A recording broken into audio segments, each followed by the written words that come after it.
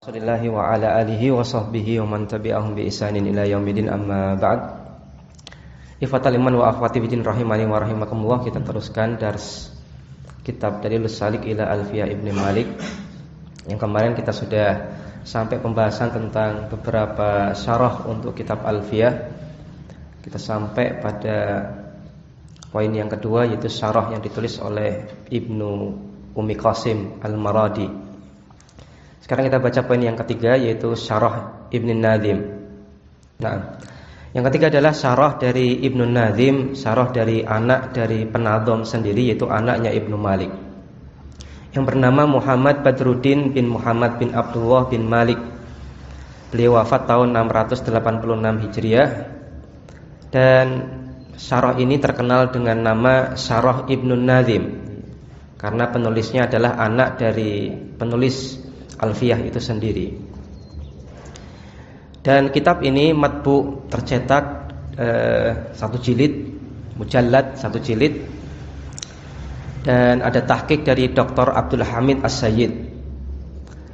Dalam syarah ini Ibnu Nadhim cenderung mensyarah kitab Alfiyah lebih condong pada diqah ibarah, dalamnya pengungkapan atau dalamnya bahasa ketika beliau mensyarah. Namun su'ubah al-ma'khad ahyanan, namun kadang-kadang metode penjelasan yang beliau sampaikan itu susah. Ma'khad di sini maksudnya metode. Wa yaglibu alaihi al-ikhtisar, dan umumnya syarah beliau ini beliau sampaikan dengan ringkas. Waqad, dan terkadang ta'aqqaba walidahu duna hawadah fi ba'dil masail. Terkadang di sebagian permasalahan beliau ini ta'aqqaba walidahu, mencari-cari kesalahan atau mengkritik kesalahan bapak beliau duna hawadah, tanpa ada hentinya. Maka ini penjelasan bagi kita bahwasanya Ibnu Nadhim ini punya beberapa pendapat yang berbeda dengan bapaknya, dan beliau sampaikan di syarah beliau untuk kitab Alfiyah. Bahkan di sini disampaikan oleh Syekh Abdullah, kritiknya ini duna hawadah, tanpa ada henti. Bahasa kita habis-habisan. Tapi fi ba'dil masail, hanya pada sebagian permasalahan nahwu saja.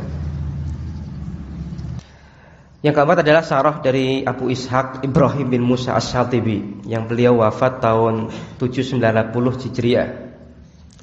Beliau namakan syarahnya ini dengan judul Al-Maqasid Asy-Syafiyah fi Syarah Khulasah Al-Kafiyah. Beliau namakan Syarah Khulasah Al-Kafiyah karena hakikatnya kitab Alfiyah ini adalah khulasah dari Kafiyah, sebagaimana yang pernah kita sampaikan. Karena Ibnu Malik menulis dulu kitab Al-Kafiyah, kemudian beliau mensyarahnya. Setelah itu beliau ringkas dari kitab Al-Kafiyah ini, ringkasannya itu beliau beri judul dengan Alfiyah. Wa huwa min awsa' suruhil Alfiyah, dan kitab Al-Maqasid Asy-Syafiyah ini merupakan di antara syarah Alfiyah yang paling panjang lebar, yang paling tebal.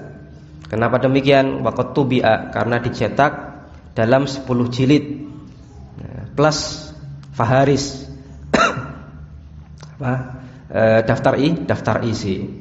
Maka faharisnya itu dicetak sendiri satu kitab. Mungkin sebagaimana yang antum ketahui, di antara thariqah mencetak kitab itu ada penerbit yang mencetak faharisnya itu sendiri. Jadi satu kitab itu isinya faharis tok, dari jilid pertama sampai jilid yang kelima misalkan. Kemudian jilid ke-6-nya isinya faharis, baik daftar isi konten buku ataupun mungkin daftar isi ayat, daftar isi hadis, atau daftar isi athar. Jadi dikumpulkan dalam satu jilid. Ini 10 jilid plus daftar isi. Cukup luar biasa berarti dalam mensyarah Ibnu Malik, dan kemungkinan beliau menyampaikan banyak pendapat ulama dan juga dibandingkan dengan apa yang Ibnu Malik sampaikan di Alfiyahnya. Kemudian al-khamis, Poin yang kelima di antum syarahnya siapa? Al-Asmuni. Al-Khamis yang kelima Syarhul Asmuni, syarah yang ditulis oleh Al-Asmuni. Beliau adalah Abul Hasan Ali bin Muhammad Al-Misri Al-Asmuni, yang beliau wafat di hudud tahun 900 Hijriah. Kitab ini dicetak dalam 4 juz dan alaihi hasyah, terdapat hasyah catatan kaki footnote yang ditulis oleh Muhammad bin Ali As-Sobban, yang beliau wafat tahun 1206 Hijriah. Dan syarah ini yuktabar, ternilai, itu syarah hasyah maksudnya mungkin ya, syarah maksudnya hasyah dari Muhammad Ali As-Sobban ini ba'da syarah As-Satibi, setelah syarah dari As-Satibi, ternilai aksar suruhil alfiyah tafsilan wa naqlan, merupakan syarah alfiyah yang paling banyak tafsil rinciannya dan juga paling banyak nukilannya berkaitan dengan madhab-madhab dan juga pendapat-pendapat ulama bahasa Arab. Meskipun demikian, ma'asuhulatin fil ibarah, bahasanya mudah dan juga wuduh fil bayan, terang dalam menjelaskan. Maka keistimewaan dari hasyah Muhammad bin Ali As-Sobban ini adalah, meskipun hasyah itu bisa dinilai sebagai syarah dan juga cukup banyak menukil pendapat, tapi secara ringkas, jadi tidak berpanjang lebar, mungkin cuma mengutip, nah ini pendapatnya ulama fulan kayak gini, tanpa beliau sampaikan ilahnya apa, alasannya apa, cuma pendapat ini, pendapat ini, pendapat ini, sekedar menyampaikan pendapat tanpa menyebutkan alasan. Sehingga bagi kita yang membaca enak, oh ada yang berpendapat kayak gini, atau penjelasan ini yang berpendapat kayak gini, ulama ini, yang kayak gini, ini. Jadi kita bisa lebih mudah dan lebih jelas tahu siapa saja ulama yang berpendapat demikian. Kemudian yang keenam adalah Syarah Jalaluddin As-Suyuti.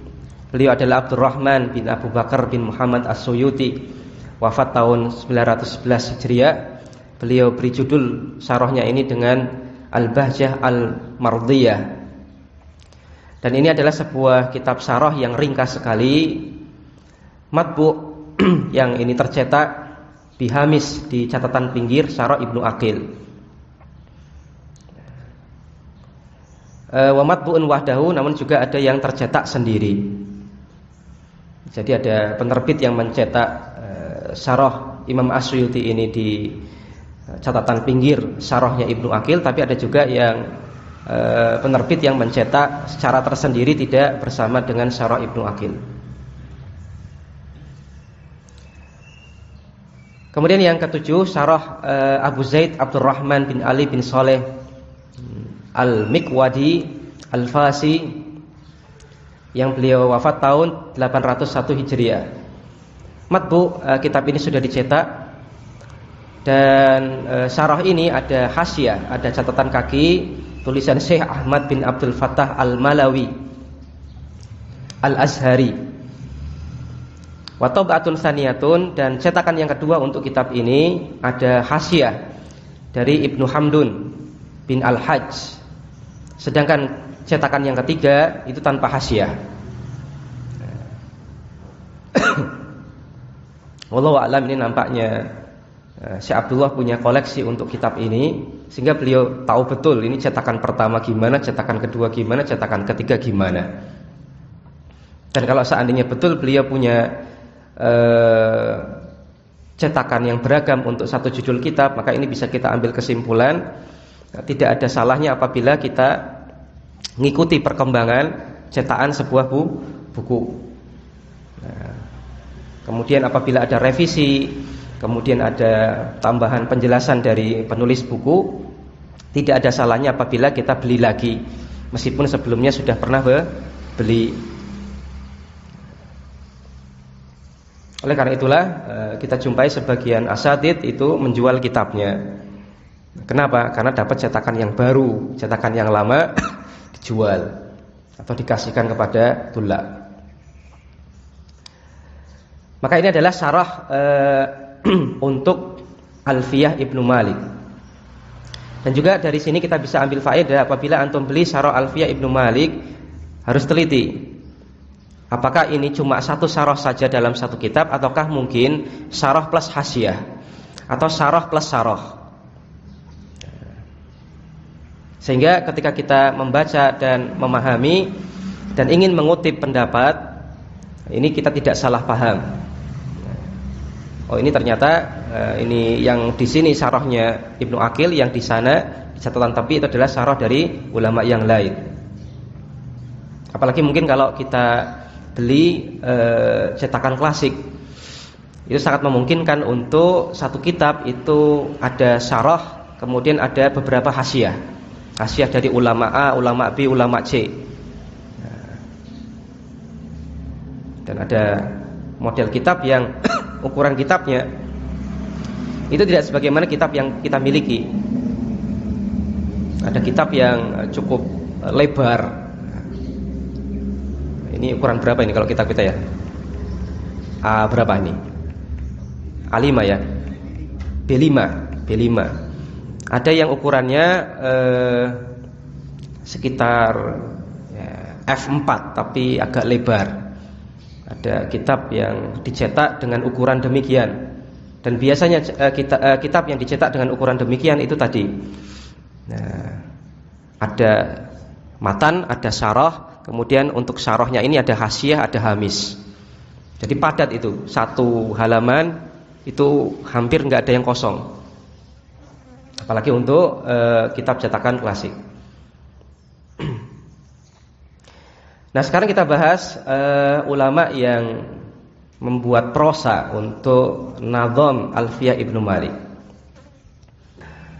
Ada beberapa yang beda dengan cetakan antum, mungkin untuk cetakan saya.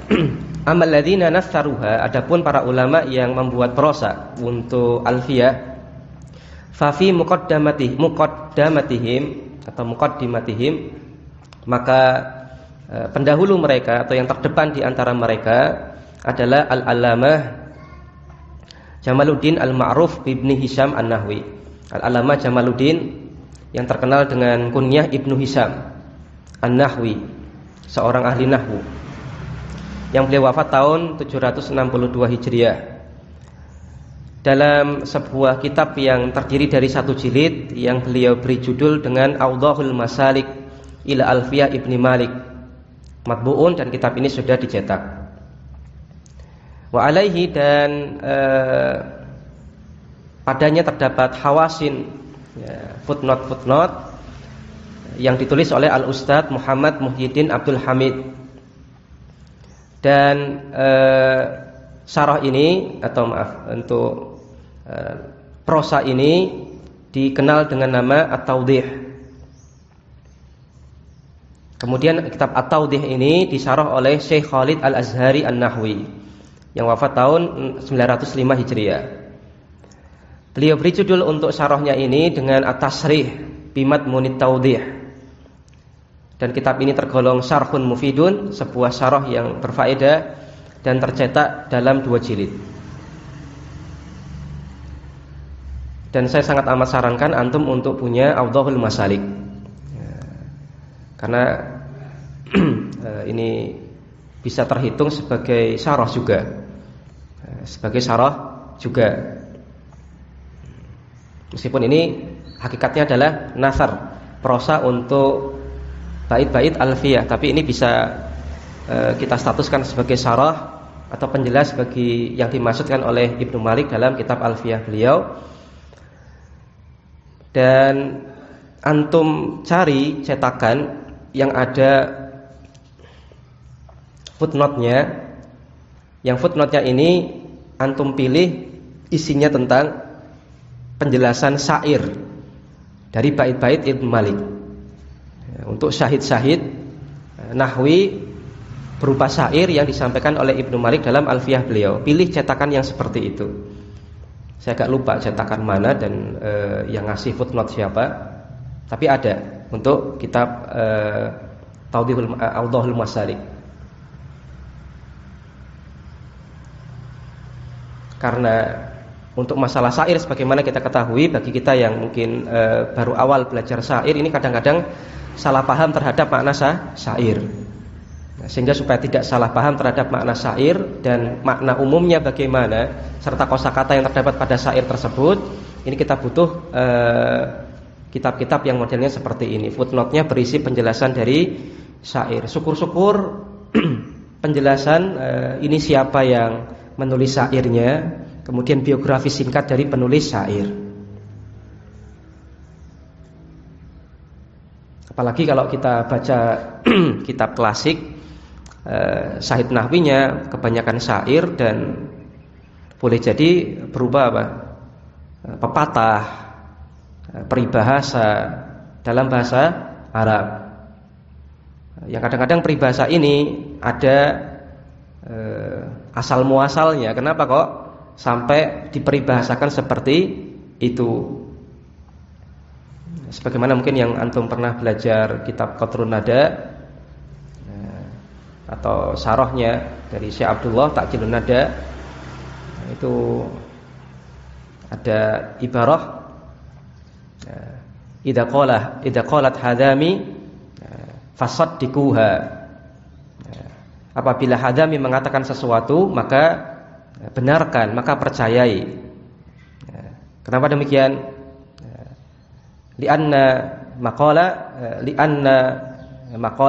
Hadami atau kama qala asyair. Karena sesungguhnya real dari perkataan itu adalah sebagaimana perkataannya Hadami. Siapakah Hadami?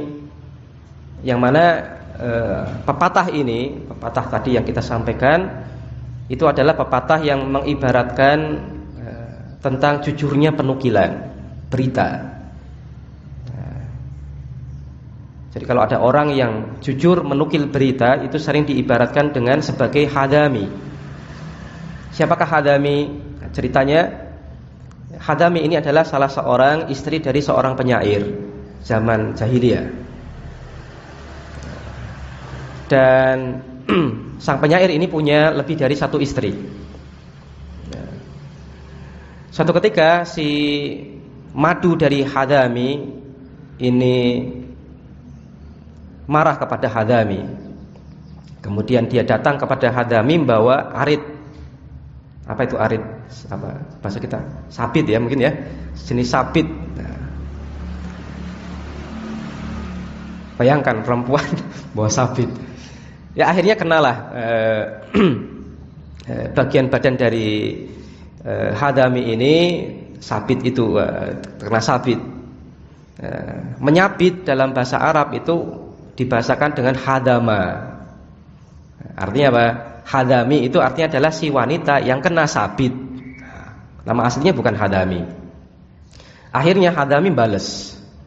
Nah, ini ada bara api panas, akhirnya apa? Dilemparkan ke madunya ini. Akhirnya kena kulitnya madunya ini, akhirnya belang-belang. Si madunya ini akhirnya dijuluki dengan barsakh. Si kulit belang-belang. Nah, kemudian suatu ketika kaumnya Hadami itu punya sengketa dengan kaum yang lain, antar kabilah ataupun antar kabilah kecil dengan kabilah besar, kemudian perang. Kemudian kabilahnya Hadami dikejar oleh musuh. Kemudian akhirnya mereka melarikan diri dan sampailah di sebuah perbukitan, mereka istirahat. Nah, paginya Hadami melihat banyak burung yang berterbangan. Dan dia merasa curiga, jangan-jangan ada musuh yang mengejar. Maka kemudian dia cek, oh ternyata betul ada musuh yang mengejar. Kemudian dia umumkan kepada kaumnya, ada musuh yang mengejar. Maka sebagaimana yang kita ketahui, umumnya orang apabila yang ngasih berita itu perempuan, itu kurang percaya. Yang ngasih berita perempuan, apalagi masalah peperangan kayak gini, itu seringnya wanita lebih mengutamakan emosi dan galau dan takut, sehingga boleh jadi akal pikirannya sebagaimana normalnya ketika dalam keadaan normal. Tapi ternyata setelah ketidakpercayaan dari kaumnya, setelah dicek oleh beberapa orang dari kaumnya, ternyata betul ada musuh yang mengejar. Akhirnya sang suami pun mengatakan syair tadi, idza qalat hadami fasaddikuha. Apabila hadami mengatakan sesuatu, percaya saja. Karena apa yang dikatakan itu adalah sebagaimana yang dikatakan oleh hadami. Nah, hal-hal yang semisal ini tidak mungkin kita dapatkan kecuali kalau kita pilih kitab yang setelah menyampaikan syahid nahwi berupa pepatah, syair ataupun yang lainnya, kemudian sekaligus di footnote-nya dijelaskan ini makna kata ini apa, ini arti syair ini apa, peribahasa ini apa, kisahnya bagaimana. Itu hal yang sangat amat bermanfaat sehingga kita bisa lebih memahami dari penjelasan tersebut dan kita dapatkan nukat, poin-poin menarik dari pembahasan nahwu tersebut. Ya. Kemudian kita bahas wa mimman a'raba al-alfiyah. Para ulama yang membuat i'rab untuk bait-bait alfiyah Ibnu Malik itu adalah Syekh Khalid Al-Azhari al-Madhkuru yang telah kita sebutkan tadi. Dan ini fi mujallad dicetak dalam satu jilid. Beliau beri nama untuk i'rabnya ini Tamrinut Tullab fi Sina'atil I'rab. Matbu ini sudah dicetak. Wa bi hamisihi, dan di catatan pinggirnya ini ada catatan lain dari penulis yang beliau beri judul dengan Muwassilut Tullab ila Qawaidil I'rab. Tulisan Syekh itu sendiri, itu Syekh Khalid sendiri. Muwassilut Tullab ila Qawaidil I'rab ini berisi tentang kaidah i'rab.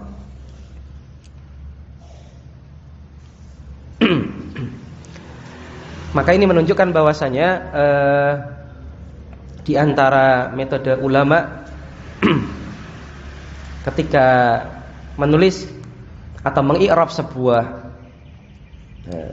karya sastra, mengi'rab sebuah karya sastra, di antara yang beliau lakukan itu adalah memberikan tamhid, memberikan pengantar. Yang pengantarnya ini berisi qawaid i'rab. Sebagaimana biasanya yang para ulama lakukan untuk i'rabul Quran. Kebanyakan kitab i'rabul Quran yang saya jumpai ini sebelum pembahasan inti, penulisnya sampaikan dulu tamhid, pendahuluan, pengantar. Di situ disebutkan tentang kaidah i'rab ataupun materi nahwu dasar secara ringkas untuk mengingatkan pembaca tentang kaidah i'rab. Plus bagaimanakah thariqah dari penulis dalam mengi'rab Al-Quran di kitab I'rabul Quran yang beliau tulis. Jadi ada tamhidnya. Dan kitab yang model semacam ini sangat amat kita sarankan daripada kitab model yang lain untuk kita beli dan untuk kita baca dan kita miliki. Sebagaimana pula kalau antum beli buku yang lain berkaitan dengan fikih ataupun syarah hadis ataupun yang lainnya, maka sebagian ulama memberikan tamhid. Kalau misalkan untuk fikih, maka diberikan tamhid tentang usul fikih.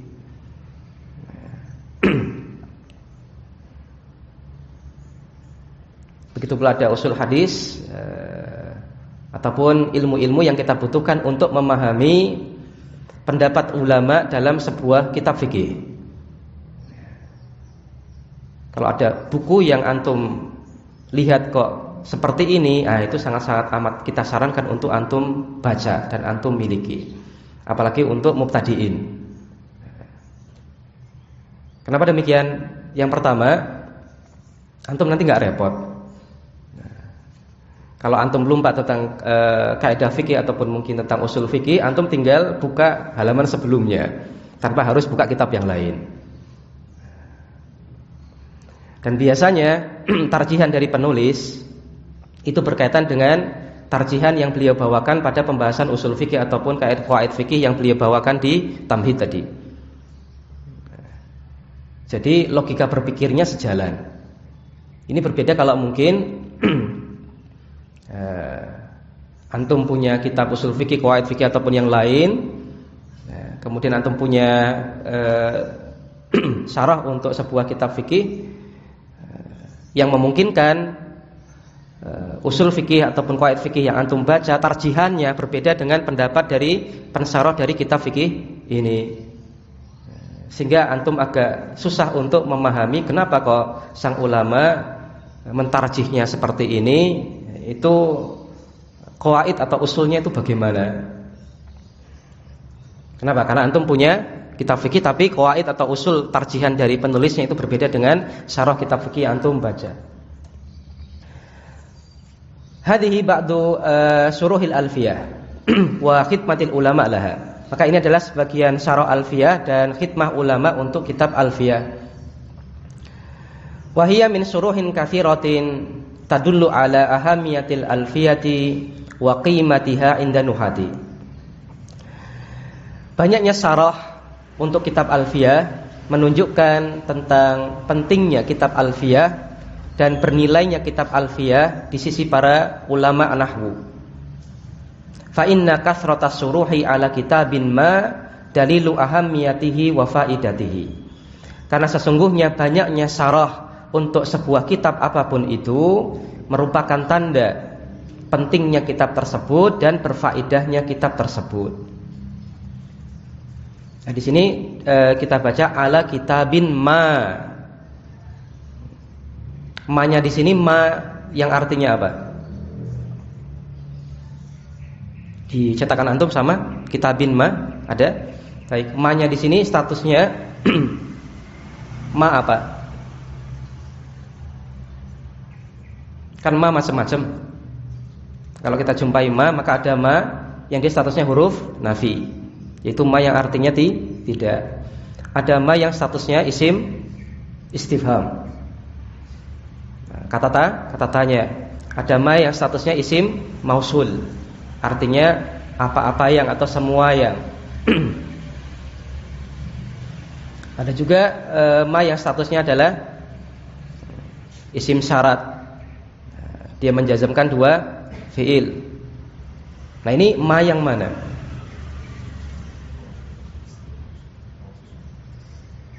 Bukan isim mausul. Ma masdariyah bukan. Kalau ma masdariyah setelah ma fiil. Kalau ma masdariyah setelah ma fiil. Kemudian dia membentuk masdar muawwal antara ma dengan fiilnya. Setelah ma di sini enggak ada fiil. Karena ini rangkaiannya bukan ke ma dalilu tapi kitabin ma.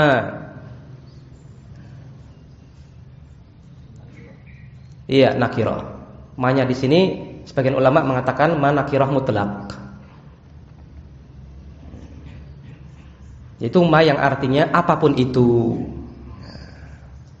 Dia statusnya isim, tapi bukan isim mausul, bukan isim istifham, bukan pula huruf nafi. Tapi di sini ma dia isim, tapi dia memiliki makna nakirah mutlak apapun itu. Maka banyaknya syarah untuk sebuah kitab apapun kitabnya itu dalilu ahamiyatihi merupakan dalil atau petunjuk atau menunjukkan urgensinya dan faedahnya. Walam yasrah Ibnu Malikin alfiyatahu ala madzakarahu ba'dul bahitsina. Namun Ibnu Malik sendiri itu tidak menulis syarah untuk kitab alfiyahnya sebagaimana yang disebutkan oleh sebagian ulama peneliti. Mukhalifan bidzalika manhajahu al-ma'huda fi ta'lifi.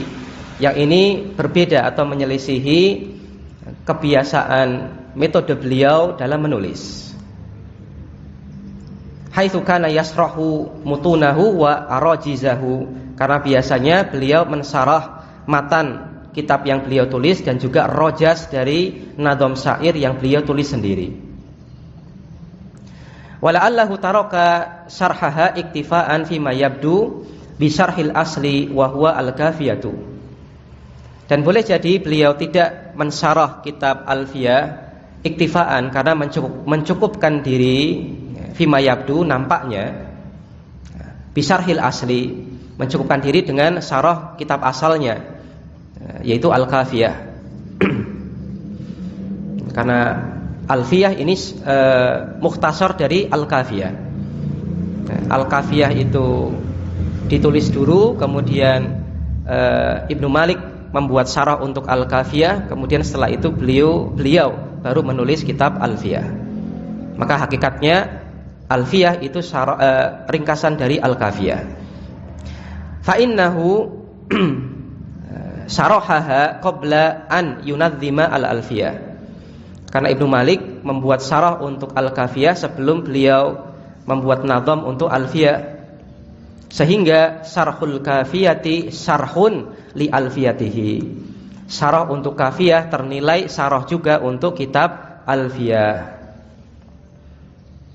Maka dari sudut pandang ini, maka ya wajar saja kalau Ibnu Malik tidak membuat syarah untuk Alfiyah. Wa idza kanatil alfiyah bihadhil makanati fa innaha lam taslam minal ma'akhidhi wal i'tiradati ala nadimiha. Apabila kitab Alfiyah Ibnu Malik yang menduduki kedudukan seperti ini saja, dia tidak selamat dari ma'akhid, dari berbagai macam komentar, wal i'tiradat, dan kritikan-kritikan kepada nadimiha, kepada penulisnya. Sa'nu hafidhalika sa'nu kulli mu'allafin yatasadda jam'un katsirun li syarhihi. Dan keadaan Alfiyah Ibnu Malik yang seperti ini itu sebagaimana keadaan setiap tulisan yang jam'un katsirun, yang banyak orang yatasadda, yang menghadapi li syarhihi, syarahnya. Lakin hadhil ma'akhid, akan tetapi komentar-komentar ini la atharolaha, tidak berpengaruh sama sekali untuk Alfiyah. Idza apabila maqurinat bil faidah al ilmiyati minal alfiyati min jihatin, apabila dibandingkan dengan faedah ilmiah dari kitab Alfiyah min jihatin, dari satu sisi, wa atharil muallifi wal istifadati minhu fi dirasatin nahwiyati min jihatin akhar, min jihatin ukhra, dan dari sisi yang lain, kalau kita bandingkan dengan jasa penulis dan juga faedah yang diberikan oleh penulis dalam masalah pembelajaran nahwu, maka ini tentunya tidak bisa dibandingkan. Maka kitab Alfiyah Ibnu Malik bukan sebuah kitab yang sempurna, karena sebagaimana yang kita tadi baca, bahkan anak dari Ibnu Malik saja mengkritik pendapat bapaknya. Tapi sebagaimana yang kita pahami, tidak semua kritikan itu bisa diterima, dan tidak semua kritikan itu pasti benar. Boleh jadi kritikannya salah. Nah, untuk kitab Alfiyah Ibnu Malik, tidak sedikit ulama yang mengajukan kritikan dan juga komentar berkaitan dengan masalah pendapat yang diambil oleh Ibnu Malik sendiri, ataupun mungkin dari sisi pemilihan diksi, dari sisi nada-nada syairnya. Maka banyak kritik dan komentar dari banyak sisi. Tapi secara umum kalau kita bandingkan dengan faedah dari Alfiyah dan juga jasa Ibnu Malik sendiri, maka ini kritikan-kritikan yang semacam ini boleh kita abaikan, karena saking besarnya faedah dari kitab Alfiyah dan juga jasa penulisnya. Wa takhtalifu al-ma'akhidhu 'ala an-nadhimi min mu'allafin li akhara siddatan wa suhulatan qillatan wa kathratan. Ma'akhid, komentar-komentar yang ditujukan kepada penulis, takhtalif, berbeda-beda, min mu'allifin li akhar, dari satu penulis ke penulis yang lain. Siddatan wa suhulatan, baik komentarnya itu pedas, keras, wa suhula, maupun komentarnya itu mudah. Qillatan wa kathratan, baik komentar ataupun kritikannya itu sedikit ataupun banyak. Ala anna ba'daha yumkinu al-ijabatu anhu bila takallufin wala tamahulin. Namun sebenarnya sebagian komentar tersebut mungkin untuk dijawab tanpa harus bersusah-susah untuk nyari jawabannya. Wala tamahulin, dan juga tidak perlu banyak beralasan, nyari-nyari alasan untuk menjawab. Balau su'ila Ibnu Malikin anha fi waqtihi, bahkan kalau seandainya Ibnu Malik ditanya tentang komentar ulama yang lain berkaitan dengan pendapat yang beliau anut fi waqtihi, ketika beliau masih hidup, la ajaba bi sihhati adadin minha, maka sesungguhnya beliau akan bisa menjawab tentang atau bisa membela dengan benar sejumlah komentar yang ditujukan kepada Alfiyah Ibnu Malik. Yang ada di minha hanya kembali kepada ma'akhidh, komentar-komentar. Maka sebagaimana tadi kita jelaskan bahwasanya tadi komentarnya, kritiknya banyak macamnya. Ada yang keras, ada yang ya komentarnya biasa saja, ada yang komentarnya sedikit ataupun banyak. Rahimallahu Ibnu Malikin, semoga Allah Subhanahu wa taala merahmati Ibnu Malik wa athabahu, dan berikan beliau pahala yang banyak ala khidmati lughatil Quran, atas jasa beliau dalam bahasa Al-Qur'an. Wa sallallahu wasallama ala nabiyina Muhammadin wa ala alihi washabihi ajmain.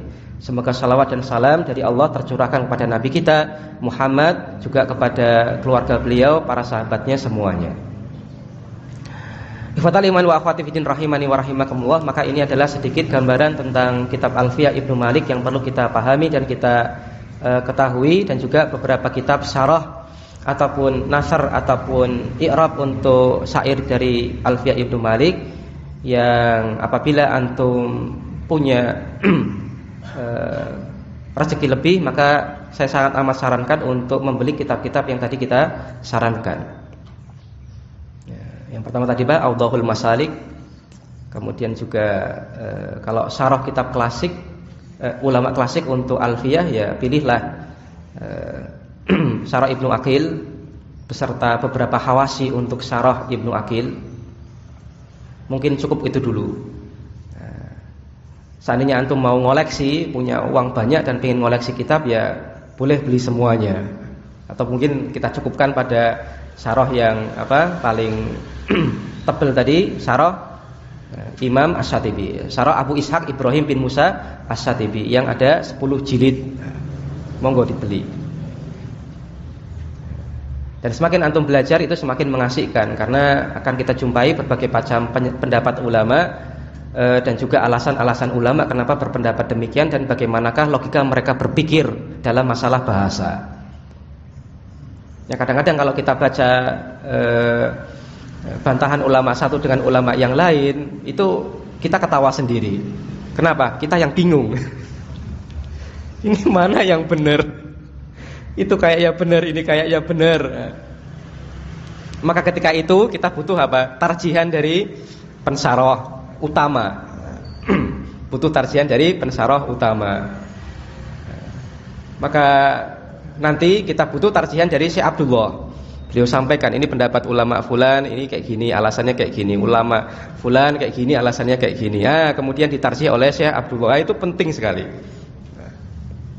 Karena kita statusnya mubtadiin, nggak bisa milah dan milih. Kadang-kadang milih sana, lihat pendapat lain, milihnya ini juga benar.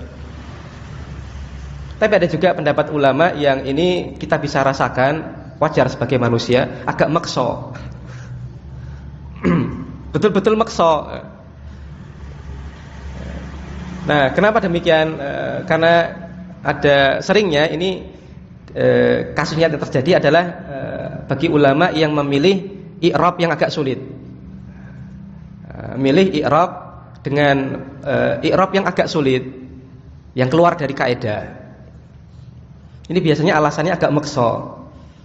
Padahal kalau kita pilih pilihan i'rab yang lain yang sesuai dengan kaidah baku asalnya, itu bisa dan logis dan bisa kita cari alasannya.